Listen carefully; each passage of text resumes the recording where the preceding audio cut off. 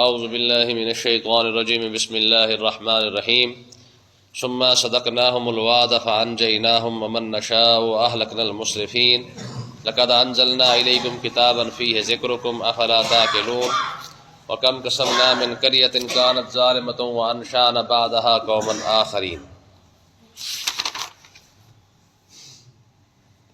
اللہ تعالیٰ نے ارشاد فرمایا کہ کفار مکہ نے اعتراض کیا تھا کہ نبی ہیں تو پھر کھاتے پیتے کیوں ہیں، پھر ہمارے ساتھ بیٹھتے کیوں ہیں، پھر یہ شادیاں کیوں کرتے ہیں، پھر ان کا فلانا مسئلہ، یعنی انسانوں کی طرح ان کا رویہ کیوں ہے۔ تو اللہ تعالیٰ نے ارشاد فرمایا پچھلے جو نبی گزرے ہیں وہ بھی سارے کے سارے انسان ہی تھے۔ بھئی انسانوں کو سمجھانے کے لیے انسان ہی چاہیے، کوئی فرشتہ تو نہیں چاہیے۔ اگر فرشتہ آتا تو پھر پریشانی بنتی، پھر کہتے جناب یہ فرشتہ ہمارے سامنے کھڑا ہے، ہمیں اس کی بات سمجھ نہیں آتی ہے۔ تب بھی اعتراض تھا کہ بھائی اگر فرشتہ آ گیا ہے تو اس کی بات ہمیں سمجھ نہیں آتی، اب انسانوں کو سمجھانا ہے تو کوئی انسان ہی آئے گا سمجھانے کے لیے۔ تو اللہ تعالیٰ نے ارشاد فرمایا کہ ہم نے پچھلے جو نبی بھیجے ہیں وہ بھی سارے کے سارے انسان ہی ہیں، ان کا رویہ بھی انسانوں جیسا تھا اور انسانوں کو سمجھانے ہی آئے تھے۔ تو پھر ہوا کیا؟ فرمایا جب لوگوں نے نبیوں کی شان میں گستاخیاں کی، نبیوں کو نہیں مانا، تو پھر ہم نے کیا کیا؟ فرمایا ثم صدقناهم الوعد فانجیناهم، پھر ہم نے جو نبیوں سے وعدہ کر رکھا تھا نا، ہم نے پھر اپنا وعدہ سچا کیا۔ کون سا؟ فانجیناهم، ہم نے پھر نبیوں کو نجات عطا فرمائی، ومن نشاء، جو نبیوں کے غلام تھے ان کو بھی ہم نے نجات عطا فرمائی، واہلکنا المسرفین، جو حد سے بڑھنے والے تھے پھر ہم نے انہیں ہلاک کر دیا۔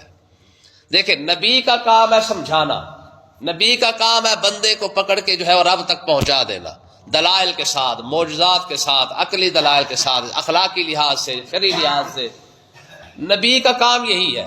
اور آج تک یہ کام چلتا آ رہا ہے کہ علماء کا کام بھی یہی ہے، سمجھانا۔ نہ سمجھ آئے تو ٹھیک ہے بھائی لگے پھرو، باقی فرمایا جب سمجھ نہیں آتی نا بات تو اس کا پھر نتیجہ کیا نکلتا ہے؟ فرمایا کہ پھر فانجیناہم ومن نشاء، پھر ہم نے پھر اپنے انبیاء کو پھر نجات عطا فرمائی ہے۔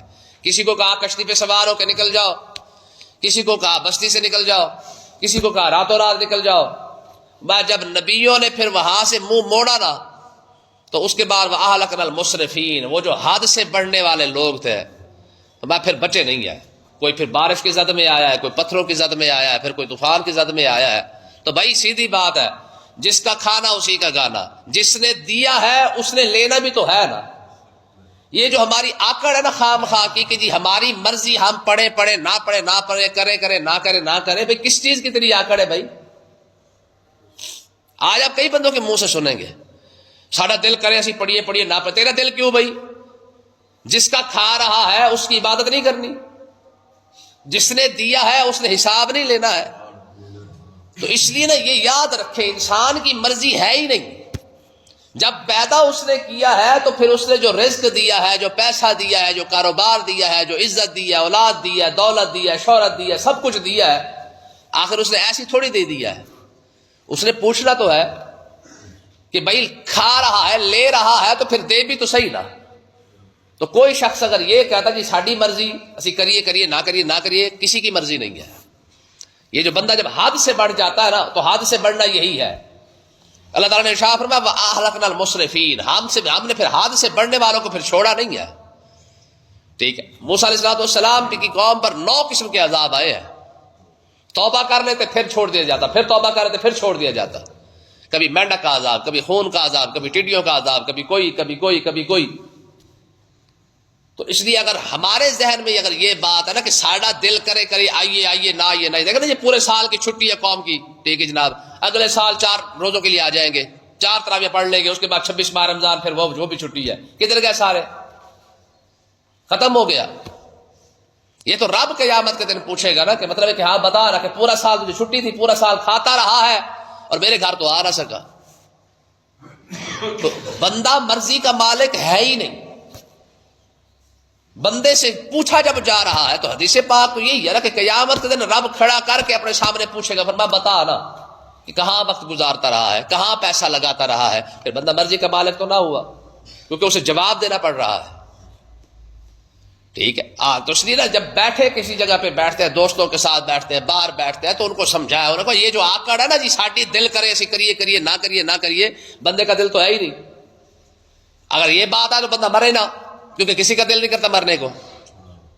ٹھیک ہے، جب صحیح آتے تو پھر لمبا پا دیتے ہیں، انہوں نے کہا شاباش بھائی اب دل کر رہا ہے یا نہیں کر رہا، جان تو نکالنا. ٹھیک ہے، تو اللہ تعالیٰ نے ارشاد فرمایا لقد انزلنا الیکم کتابا، فرمایا جو تمہیں ہم نے کتاب عطا فرمائی ہے، فیہ ذکرکم، اس میں تمہارا ذکر ہے، تمہارا چرچا ہے، اس کے اندر تمہاری شان اس کے اندر بیان کی گئی، یہ امت کی شان اس کے اندر بیان کی گئی. کون تم خیر امہ، فرمایا تم سب سے بہترین امت ہو، اور سب سے بہترین امت کا حال یہ ہے. رب تعریفیں کر رہا یا ایھا الذین آمنوا، فرمایا ایمان والو، یہ ایمان والوں کا حال یہ ہے، ایمان والے ککھ نہیں چھوڑ رہے ہیں. سب سے زیادہ نافرمانی بھی تو ایمان والا خود ہی کر رہا ہے. جن جن کاموں سے رب نے منع کیا ہے انہی کاموں کے شوق کے ساتھ ایمان والا کر رہا ہے. رب تعریفیں کر رہا ہے. دیکھیں نا جی، کسی کو اچھے نام کے ساتھ بندہ بلائے اور بندہ اپنے نام کی لاج ہی نہ رکھے تو پھر اس سے بڑا بے وقوف کون ہے؟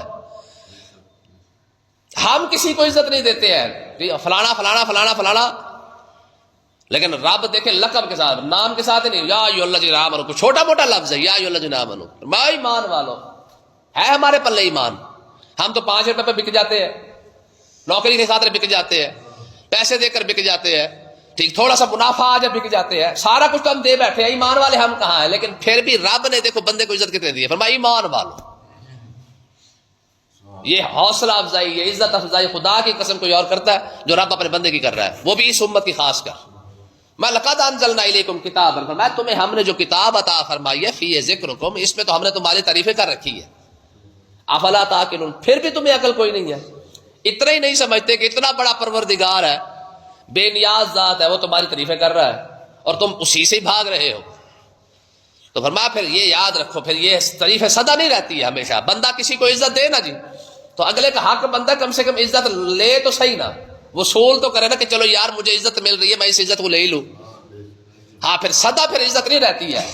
رب نے سمجھایا بھی ہے، ساتھ دھمکی بھی دی ہے. فرمایا وَكَمْ قَصَمْنَا مِنْ قَرْيَةٍ، فرمایا جانتے ہو تم سے پہلے کتنی ایسی بستیاں شہر گزرے ہیں، قَرْيَةٍ كَانَتْ ظَالِمَةً، جب انہوں نے ظلم کیے نا، نبی کی نافرمانی، قرآن کی نافرمانی، کتابوں کی نافرمانی، رب کے احکامات کی نافرمانی، جب وہ حد سے بڑے نا ظلم کیا انہوں نے، وَأَنشَأْنَا بَعْدَهَا قَوْمًا آخَرِينَ، فرمایا ہم نے ان کو برباد کرنے کے بعد پھر دوسری قوموں کو پیدا کیا. یہ رب کا اصول ہے، یاد رکھے. وہ کہتے ہیں تو نہ صحیح تو اور صحیح، اور نہ صحیح تو اور صحیح، یہ تو اصول چلتا ہے نا. تو اللہ تعالیٰ کا اصول بھی یہی ہے. فرمایا کہ جب کوئی قوم جب رب کی نافرمانی کرتے نا، رب اس کی جگہ دوسری قوم کو لے آتا ہے کہ شاباش لگے پھرو بھائی. پھر اس قوم کی، یہ جو ہماری قوم کو آپ سنیں گے اکثر ایک حدیث پاک لے کے پھرتے ہیں، ہم غزوہ ہند لڑیں گے.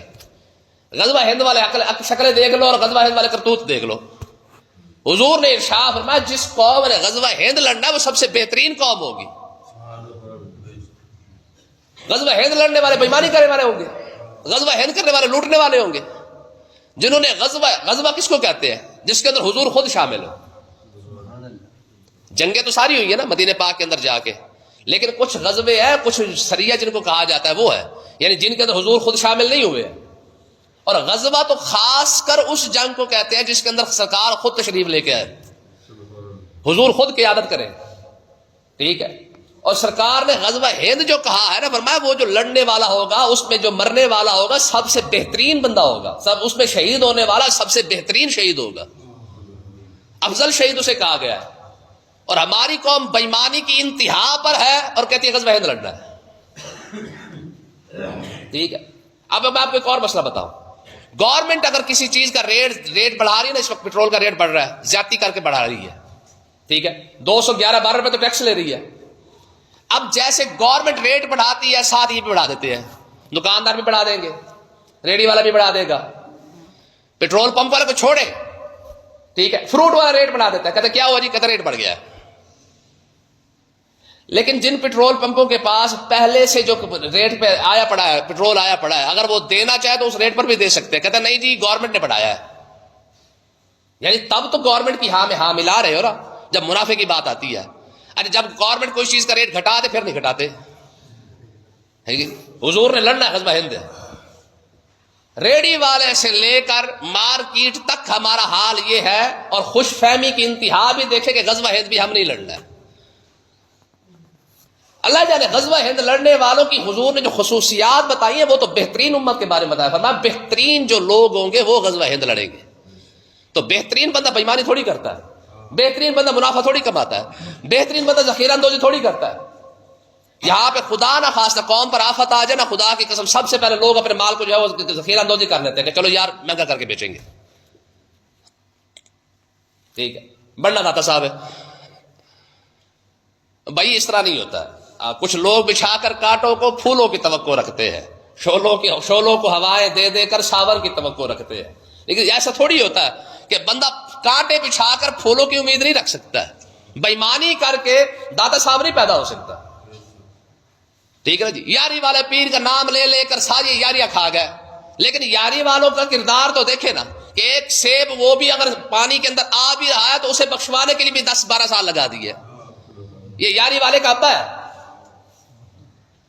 جب یہ کردار، مجھے آپ بتائیں کوئی چیز اگر ویسے گری پڑی ہے، اگر بھوکا بندہ کھا بھی لے تو جائز ہے اس کے لیے، لیکن وہ سیب بخشوانے کے لیے جیسے 12 سال لگ رہے ہو یا 10 سال لگ رہے ہو یا 5 سال لگ رہے ہیں، اس اگر ایسا کردار ہو تب جا کے یاری والا پیدا ہوتا ہے نا۔ تو اس لیے نا سب سے پہلی بات ہمیں مصیبت یہ لے ڈوبی ہے، سجدے پہ سجدہ ٹھا سجدہ، درود شریف بھی پڑھا جا رہا ہے، سلام بھی پڑھے جا رہے ہیں، نمازوں کی بھی خیر ہے، اس کے بعد رات تسبیح بھی پڑھی جا رہی ہے، تہجد بھی پڑھی جا رہی ہے، مسجد سے باہر نکلتے چال بھائی 180 کی سپیڈ پہ ہماری بےایمانی کی انتہا شروع ہو جاتی ہے۔ تو اللہ تعالیٰ نے ارشاد فرمایا یہ جو پیار ہے نا تمہارے ساتھ، یا ایھا الذین آمنوا والا، اے ایمان والو، یہ عزت ہم نے تمہیں دی ہے تو پھر عزت کو قبول بھی کر لو، وگرنہ کم قسمنا من قریۃ کانت ظالمۃ، فرمایا تم سے پہلے کئی شہر ایسے ہیں جن کو ہم نے برباد کیا ہے۔ وجہ کیا تھی؟ کیونکہ ان کو برباد کیا تو پھر ہم دوسرے لے کے بھی آئے۔ اب آگے الفاظ دیکھیں اور انداز دیکھیں رب کا، فرمایا فلما احسوا باسنا، فرمایا جب انہوں نے پر ہمارا عذاب آیا نا، اذا هم منها يركضون، پھر وہ بھاگنے لگے، دوڑنے لگے۔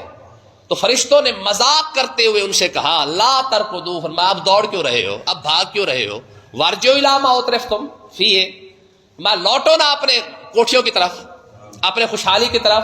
وہ جو تم نے کوٹھیاں بنا رکھی تھی، بنگلے بنا رکھے تھے، جناب 500 ایکڑ میں بنگلہ ہے، 400 کنال میں بنگلہ ہے، پر آؤ نا، یہ فرشتے ان کے ساتھ مذاق کرتے ہیں، وارجعوا الی ما اترفتم فیہ، آؤ اپنی خوشحالی کی طرف، آ کے تمہیں پتہ چلے، ومساکنکم، وہ جو تم نے گھر بنائے تھے، ٹائل لگائی، پتھر لگایا، ڈبل سٹوری، جناب عیش جناب بڑا کام اس میں اندر کروایا تھا، فرمایا اب آؤ آ کے دیکھو تمہارے گھروں کا ہم نے کیا حال کیا ہے، لعلکم تسالون، تاکہ تم سے پوچھا جائے کہ آؤ نا یہی گھر تھے نا جن کے اوپر تم تکبر کیا کرتے تھے، غرور کیا کرتے تھے، آج ساڑی کوٹھی جناب۔